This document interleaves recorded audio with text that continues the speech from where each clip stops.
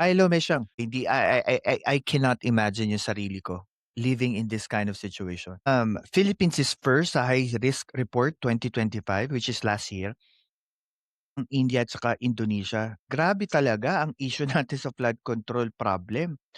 Even I believe any kind of politician na maging presidente, 'pag hindi talaga naayos itong flood control issue na ito, yun pa lang, I think lalala pa ito kung sino yung susunod na presidente. Because this is worse. Like mas matindi pa tayo sa India tsaka sa Indonesia, sa buong mundo, 'di ba? Ay, thank you, thank you, Meshang.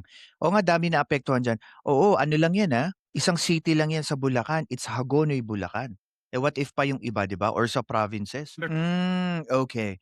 So ito pala yung partial committee report na kung saan binigyan ng kulay ng mga DDS nung ito'y sumabog at, sumambulat sa publiko kasi may naglabas na, if I'm not mistaken, from a staff ng isang senator tapos sinabi sa isang media entity sa loob ng Senado.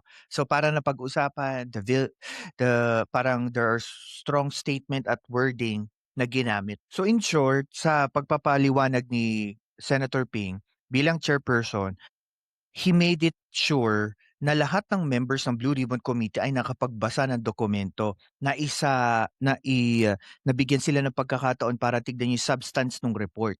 So mali pala yung report before na inuura-urada sila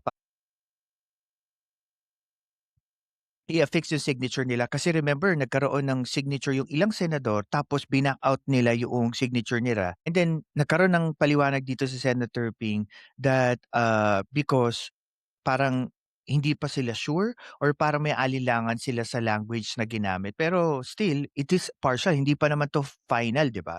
And I think one of the issues na nagkaroon ng problema before si Senator Ping is because a lot of like, kritiko niya sinasabi, "Eh, kahit na partial 'yan, eh, 'yan pa rin ang magiging final na."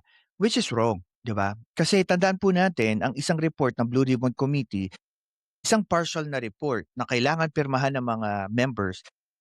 Aakyat pa po 'yan sa plenaryo ng Senado at pagdedebatihan nila kung ano yung magiging final output. Kung magdi-disagree sila, pipirma sila or may issue sila na baguhin yung mga language, dun nila dedebatihan sa plenaryo. Ako, si Densable TV 2.0 at ito ang Pilkas kung saan ang katotohanan ay walang takot na sinasabi. Like, share, and subscribe na.